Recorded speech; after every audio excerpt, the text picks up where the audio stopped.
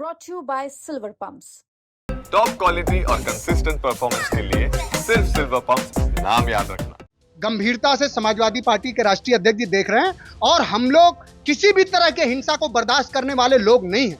अगर मुख्यमंत्री जी अपने दायित्वों का निर्वहन नहीं करेंगे तो समाजवादी पार्टी निश्चित रूप से सड़क पर उतरेगी। घर के लोगों ने उस अपराधी को भी बताया कि 50,000 का इनामी है, ये घूम रहा है, भारतीय जनता पार्टी के नेताओं के घर बैठा है, ये तस्वीर देख लो। उसके बाद भी कोई कार्रवाई नहीं किया। हर तरह की लड़ाई लड़ेंगे, सड़क से लेके सदन तक हम इस मुद्दे को ले जाएंगे और अगर कहीं से भी न्याय मिलता प्रतीत नहीं हो रहा है तो हम इस मामले को न्यायालय तक भी ले जाएंगे और वहां से न्याय पाने की जो है कोशिश करेंगे।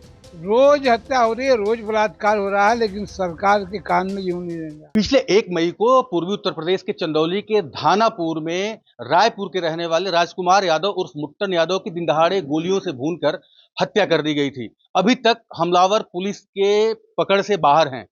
समाजवादी पार्टी हमलावर है। इस पूरे घटना को लेकर के समाजवादी पार्टी का एक डेलीगेशन चंदौली पहुंचा है। जो मृतक हैं राजकुमार यादव, उनके घर पे आप देख सकते हैं ये तमाम डेलीगेशन है, जिसमें नेता प्रतिपक्ष लाल बिहारी यादव हैं, चंदौली के सांसद वीरेंद्र सिंह हैं, समाजवादी पार्टी के जिलाध्यक्ष हैं, विधायक हैं, प्रवक्ता मनोज काका हैं, तमाम लोग हैं।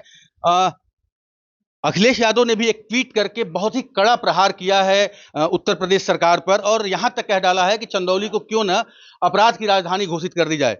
इनसे हम बात करेंगे कि किस तरह से सपा अध्यक्ष का निर्देश मिला और ये लोग आए हैं तो क्या बातें हुई। सबसे पहले सांसद जी से बात करते हैं।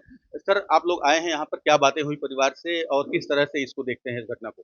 देखिए, हम लोग लगातार जिस दिन से घटना घटी है परिवार के संपर्क में हैं और जिस साजिश के तहत शासन, प्रशासन और पुलिस की मिली भगत से और यहाँ की विधायिका के जो है कि इशारे पर अब मुट्टन यादव की हत्या हुई है, ये बड़ा ही चिंताजनक विषय है। अभी तक तो बहुत कुछ हो रहा था लेकिन ढका तोपा हो रहा था, लेकिन अब प्रशासन और शासन और सरकार ये तीनों मिलकर के खुला खेल खेल रही है और अपने बलबूते, बाहुबल से, धन बल से, अपने जो उनके पास ताकत है सरकार की, उससे वो पीडीए को दबाना चाहते हैं। लेकिन उनको मालूम होना चाहिए कि ये पीडीए है। पीडीए के लोग दबने वाले नहीं हैं, संघर्ष करने वाले लोग हैं। केवल राष्ट्रीय अध्यक्ष जी के इशारे का जो है कि केवल इंतजार है। जिस दिन राष्ट्रीय अध्यक्ष जी इशारा दे देंगे, पूरा चंदौली एक होकर के जो है कि नाक को चना चबवा देगा, लोगों को बाहर निकलना मुश्किल हो जाएगा। इसलिए हम लोगों ने पत्र के माध्यम से राष्ट्रीय अध्यक्ष जी को अवगत करा दिया है, प्रधानमंत्री जी को अवगत करा दिया है कि जिस तरीके का खेल बनारस और चंदौली में चल रहा है उस पर अंकुश लाया जाए, क्योंकि जनता का विश्वास कानून व्यवस्था से उठ रहा है और ये बड़ा ही भयावह स्थिति है और चिंताजनक स्थिति है शासन प्रशासन के लिए। इसलिए हम सब यहाँ पर आए हैं, इनके परिवार के लोगों के साथ खड़े हैं, सांत्वना भी दिया है, इनको भरोसा भी दिलाया है कि हम आपके साथ हैं।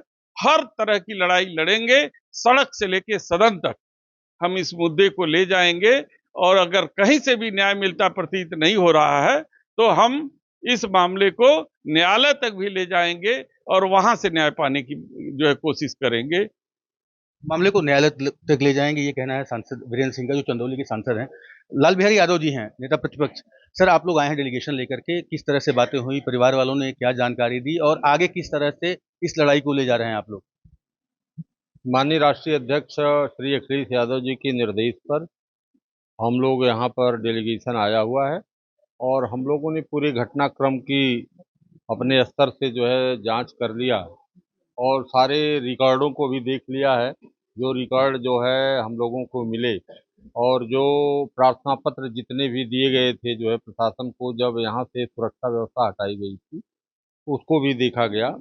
पुलिस इस घटना में स्वयं इन्वॉल्व है, क्योंकि उसने जो है किसके आदेश से सुरक्षा व्यवस्था को हटाया और ये लोग बार बार प्रार्थना पत्र देते रहे, मिलते रहे, उच्च अधिकारियों को भी प्रार्थना पत्र दिए, मुख्यमंत्री को भी प्रार्थना पत्र दिए, इसके बाद भी इनको सुरक्षा व्यवस्था मुहैया नहीं कराया गया जो है। और जब हत्या हो जा रही है तो अब तो गंदा दे देंगे जो है। तो इससे साबित हो रहा है कि ये मिली जुली साजिश सबकी है और इस साजिश के तहत जो है हत्या कराई गई। प्रभु नारायण यादव हैं जो सकरडीहा से विधायक हैं, समाजवादी पार्टी के डेलीगेशन में भी शामिल हैं। विधायक जी, जिस तरह से आप लोग इस आंदोलन को आगे ले जा रहे हैं, आज परिजनों से क्या बात हुई और आगे की रणनीति क्या होगी? देखिए, हम लोग तो घटना के दिन से ही परिवार के साथ हैं, लेकिन माननीय राष्ट्रीय अध्यक्ष जी का निर्देश हुआ, डेलीगेशन यहाँ है। परिवार के लोगों से जो जानकारियाँ मिली उसे सीधे स्पष्ट हो चुका है कि सत्ता और पुलिस प्रशासन और अपराधियों का गठजोड़ है। इस घटना में पूरी तरह से ये घर वालों के बयान से स्पष्ट हो गया। ये सुरक्षा हटाई गई, उसके बाद इन्होंने जा कर के डीजीपी से लेके मुख्यमंत्री, मुख्य सचिव, जिलाधिकारी और पुलिस अधीक्षक से इन्होंने अपने जान माल का खतरा बताया, सुरक्षा हटाया। और ना तो इन्होंने सुरक्षा दिया और ना तो उसमें कोई ध्यान दिया। यहाँ तक कि घर के लोगों ने उस अपराधी को भी बताया कि 50,000 का इनामी है, ये घूम रहा है, भारतीय जनता पार्टी के नेताओं के घर बैठा है, ये तस्वीर देख लो। उसके बाद भी कोई कार्रवाई नहीं किया। तो इससे यह स्पष्ट हो गया कि पूरी मिली भगत सबकी है, सत्ता में बैठे जो उनके माननीय जनप्रतिनिधि। अब लग तो रहा है, आशंका जैसा लोगों ने जताया है कि ये अपराधी कहीं दूर नहीं है, ये इन्हीं अपराधियों के घर में उनके संरक्षण में कहीं न कहीं है। डर के मारे पुलिस हाथ नहीं डाल रही है। पुलिस प्रशासन के लोग उस दिन आए, हम लोग डेड बॉडी यहाँ रुकी थी, माननीय सांसद जी थे, हम लोग थे, उन्होंने आश्वासन दिया है कि 10 दिन में हम सब गिरफ्तारी करेंगे, इनके परिवार की सुरक्षा करेंगे और इनको न्याय दिलाएंगे। यदि ऐसा शासन प्रशासन के लोग नहीं करते हैं तो माननीय राष्ट्रीय अध्यक्ष जी के निर्देश पे एक बड़ा आंदोलन होगा। ये पीडीए का अपमान, पीडीए की हत्याएं समाजवादी पार्टी बर्दाश्त करने का काम नहीं करेगी। सत्यनारायण राजभर जी भी हैं हमारे साथ, जो समाजवादी पार्टी के चंदौली के जिलाध्यक्ष हैं।